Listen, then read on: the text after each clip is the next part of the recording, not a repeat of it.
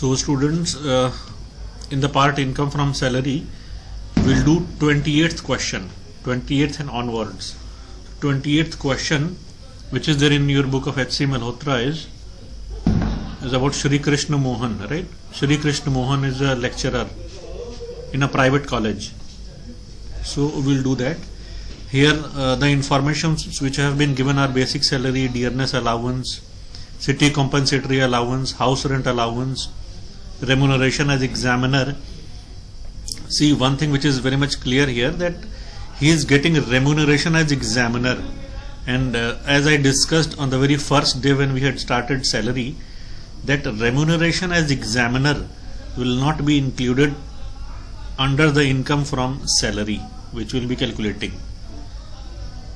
If any person is getting remuneration as examiner, अगर कोई person examiner के तौर पर रेम्यूनरेशन पा रहा है, तो जो पैसा दे रहा है और जो पैसा पा रहा है, दोनों के बीच में एम्प्लॉयर और एम्प्लॉय का रिलेशनशिप तो है ही नहीं, जो कि सैलरी के लिए बहुत ज़रूरी है. इस वजह से ये एग्जामिनर के तौर पर जो रेम्यूनरेशन इन्हें 1000 रुपीज़ का मिल रहा है, वो इसमें इंक्लूड नहीं होगा. उसके साथ ही इनका कंट्रीब्यूशन है स्टैट्यूटरी प्रोविडेंट फंड में, जिसमें कि 8% अपनी सैलरी का कंट्रीब्यूट करते हैं, और कॉलेज भी इक्वल अमाउंट कंट्रीब्यूट करता है. स्टैट्यूटरी प्रोविडेंट फंड में आप जानते हैं 12.5 और 12% और 9.5 की कोई लिमिट ही नहीं होती है. ठीक. उसके बाद से इन्होंने बुक्स पे कुछ खर्च किया है, तो इनकी एक्सपेंसेस का भी इसमें कोई कंसिडरेशन नहीं होगा कि इन्होंने कितना खर्च किया है. जस्ट अ सेकेंड बेटा.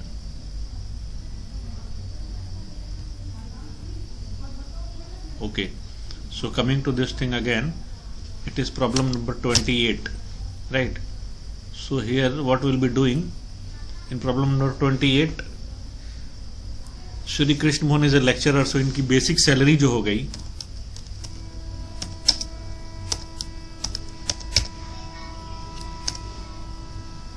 बेसिक सैलरी जो इनकी है वो तो 15,000 है, तो 15,000 × 12 आपका 1,80,000 हो जाएगा सालाना.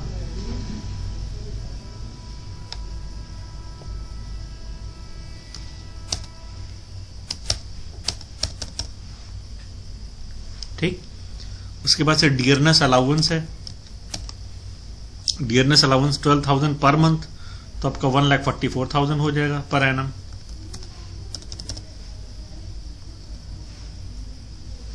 उसके बाद से क्वेश्चन में आता है आपका दिया city compensatory allowance 2,400 per month. Word नहीं दिया तो इसको हम लोग पूरा लेंगे, 2,400 ही लेंगे. अगर पर मंथ वर्ड इसमें भी दिया होता तो फिर हम लोग कैलकुलेट कर देते.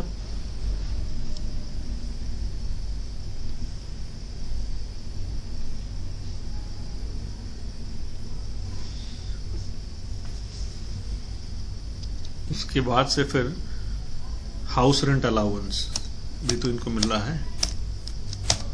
ही is getting house rent allowance. Now the details for house rent allowance are: he lives in a rented house, the rent payable being 5,000 rupees per month, right? He was sent by the college to attend reorientation seminar. College spent something, इससे कोई मतलब नहीं है. ये rent कितना दे रहे हैं? House rent allowance इनको मिल रहा है 3,000 और रेंट ये 5,000 दे रहे हैं. तो आप हाउस रेंट अलाउंस कैलकुलेट कीजिए, नील ही आएगा. आप वैसे कैलकुलेट कीजिएगा, आप लोग एक पेन एंड पेपर पे एचआरए कैलकुलेट कीजिएगा. वैसे ये सिचुएशन ऐसी है ना, हाउस रेंट अलाउंस इनको कम मिल रहा है, रेंट ये ज्यादा दे रहे हैं, तो एचआरए नील ही आएगा. टैक्सेबल अमाउंट एचआरए का नील ही होगा. जितना मिल रहा है उतना एग्जेम्प्ट हो जाएगा. आप देखिएगा 1, 2, 3 एचआरए में जो हम लोगों ने पढ़ा था, 1, 2, 3 सिचुएशन तीनों को लगा के देखिएगा, तो जब आप देखेंगे कि जितना मिल रहा है उतना एग्जेम्प्ट होगा, फिर टैक्सेबल एचआरए नील ही आएगा. तो आपकी जो ग्रॉस सैलरी आएगी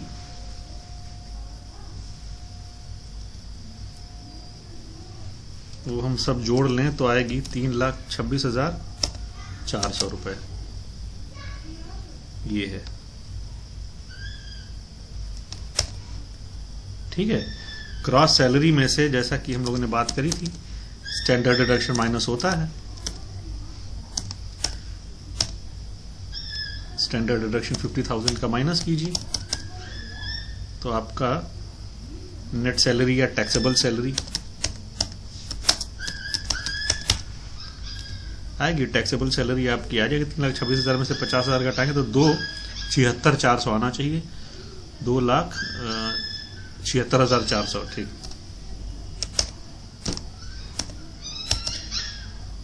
ये टैक्सेबल सैलरी है ठीक। ये तो था क्वेश्चन नंबर 28। आप आइए देखिए क्वेश्चन नंबर 29। क्वेश्चन नंबर 29 हम लोग करते हैं। क्वेश्चन नंबर 29 जो है इसकी पूरी डिटेल्स हम लोग पहले चेक करें। Mister X who is a retired employ of the Nepal government started service in a private firm at Gwalior. He furnished the following particulars of his income for the financial year 1920. Salary 15,000 per month. He received 1 month salary is Nepal while on leave. Right? Salary इनको मिली कितनी थी 15,000 ठीक। Planning allowances 1,000 rupees per month। तो ये सारे के सारे इनके अलाउंसेस हो गए। अब देखिए इसमें हम लोग कैलकुलेट क्या करेंगे। प्लानिंग अलाउंस, मेडिकल अलाउंस, ये सारे मेडिकल अलाउंस मैंने बताया था कि अगर मेडिकल अलाउंसेस फिक्स्ड दिए हुए हैं, कुछ भी कोई एक फिक्स्ड अमाउंट है कि इतना मेडिकल अलाउंस मिलता है तो वो टैक्सेबल होता है।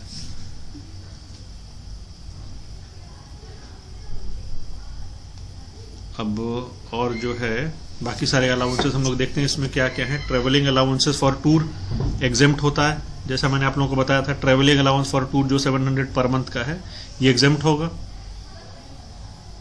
अब रेंट में इनको कंसेशन दिया जा रहा है। He has been provided with a furnished house for which the employer pays 5,000 per month but deducts only 1,000 rupees per month from his salary. The furniture provided to him cost 40,000 rupees. अब देखिए rent में concession की बात आई, ठीक है। ये एक perquisite हुई। इस परक्विजिट का वैल्यूएशन हम करेंगे started service in a private firm at Gwalior.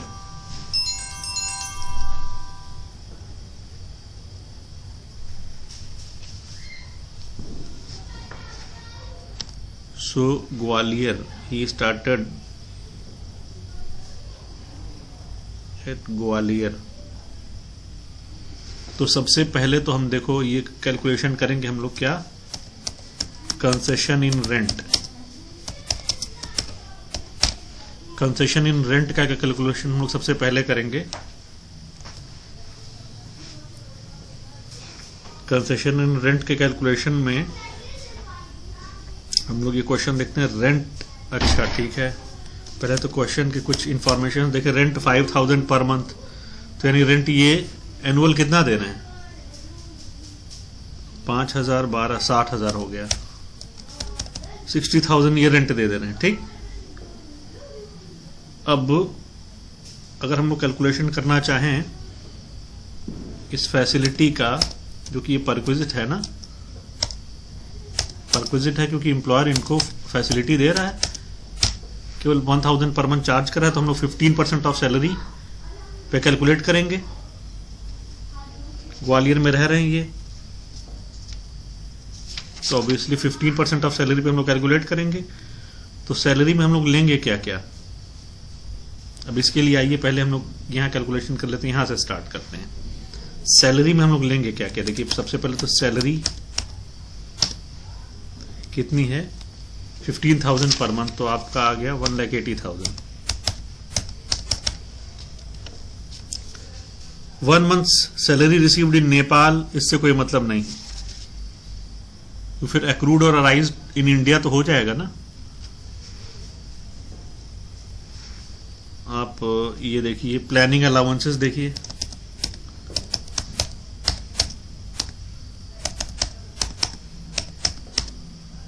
Planning allowance 1,000 per month है तो 12,000 हो गया।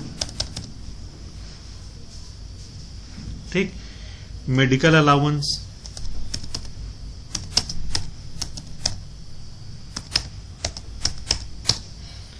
मेडिकल अलाउंस 1000 पर मंथ, 12,000 ये भी हो गया। ठीक।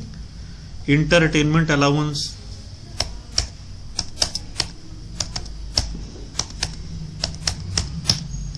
इंटरटेनमेंट अलाउंस 500 पर मंथ, तो आपको ये 6000 हो गया आपका। उसी तरीके से travelling allowance for tour is exempt. अब कंसेशन इन रेंट की बात हम लोग करते हैं। इसमें 15% ऑफ सैलरी लेना था, ठीक। तो उसमें 15% ऑफ सैलरी जो है, उस सैलरी में हम क्या लेंगे, आप याद कीजिए जो हम लोगों ने बात करी थी, सैलरी और बाकी सारे अलाउंसेस जो मिल रहे हैं, ठीक, यही सब तो लेते हैं, डियरनेस अलाउंसेस वगैरह, बाकी सारे अलाउंसेस लेते हैं और डियरनेस अलाउंस भी लेते हैं अगर वो रिटायरमेंट बेनिफिट्स का पार्ट है तो यहाँ पे डियरनेस अलाउंस तो नहीं, लेकिन बाकी सारे अलाउंसेस तो ही हैं। तो 1,18,000 और ये 24,000 आपका हो जाएगा 2,04,000 और 6,000 ये, तो आपका हो गया 2,10,000। हाँ, तो यहाँ पे हो जाएगा जो सैलरी जो है ये कितनी आ गई आपकी, 2,10,000 पे आ गई।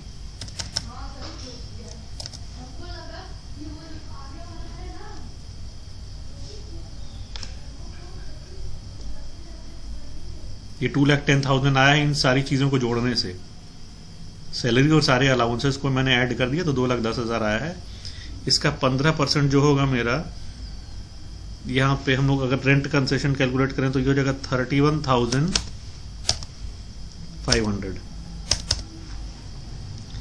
ठीक है। अब जैसा कि हम लोगों ने पढ़ा था कि अगर फर्नीचर भी साथ में दिए जा रहे हैं तो फर्नीचर की कॉस्ट का 10% इसमें जोड़ते हैं। तो फर्नीचर दिए जा रहे हैं, हाँ, furniture provided to him 40,000 rupees, तो आप इसमें एड 10% ऑफ फर्नीचर, यानी 4,000 आप और जोड़ दीजिए। ठीक है, तो ये 31,500 में 4,000 और जुड़ गया,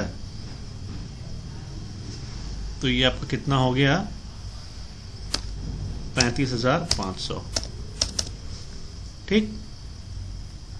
अब क्या करते हैं, इसमें से हम लोग कोई रेंट अगर वसूल किया गया है एम्प्लॉय से तो हम लोग उसको घटाते हैं, नहीं घटाते हैं, तो वो काम हम लोग यहाँ पे भी करेंगे।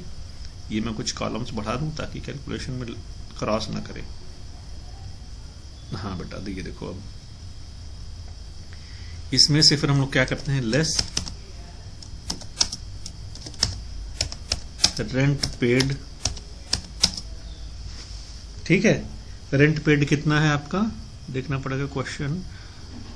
रेंट कितना, 1,000 पर मंथ एम्प्लॉयर ले रहा है, यानी कि 12,000 पर एनम, यही ना।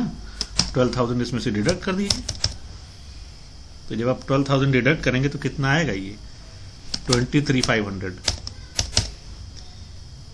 ये हो गया कि नहीं कंसेशन इन रेंट।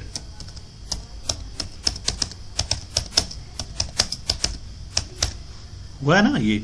अब इसी अमाउंट को आप यहां पे रख लीजिए, कंसेशन रेंट 23,500, सॉरी यहाँ पे कहां पे आ गया, कंसेशन रेंट हम लोगों ने 23,500 निकाल लिया। अब आप आइए, इसको जब आप सैलरी कैलकुलेट करेंगे तो सैलरी में यहाँ पे लिखना पड़ेगा ना कंसेशन रेंट, आखिर टैक्सेबल पार्ट निकालना है ना हम लोग, तो टैक्सेबल पार्ट के लिए हम लोगों ने कैलकुलेशन अलग कर लिया, 23,500 का आ गया। 23,500 का कंसेशन इन रेंट हो गया। अब इन सब अमाउंट्स को जोड़ लीजिए, इन सब अमाउंट्स को हम जोड़ लेंगे तो हमारे सामने जो आएगा वो होगी ग्रॉस सैलरी।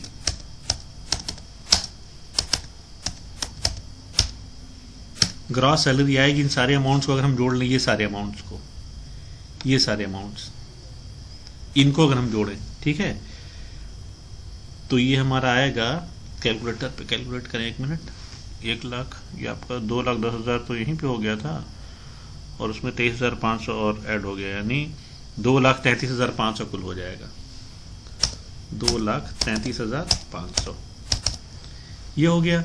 अब 2,33,500 में से, जैसा कि हम लोगों ने डिस्कस किया कि भाई जब टैक्सेबल सैलरी निकालनी है तो स्टैंडर्ड डिडक्शन को तो माइनस करना ही है, अब इसमें 50,000 का स्टैंडर्ड डिडक्शन होता है, ये माइनस कर दीजिए आप। तो ये आपका टैक्सेबल सैलरी जो है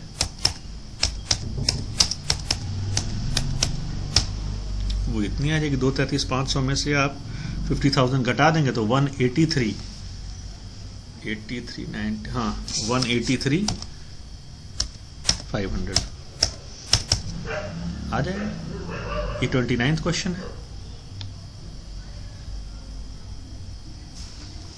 ठीक है, अब इसी ट्यून पे हम लोग आगे फिर 30th क्वेश्चन भी करते हैं।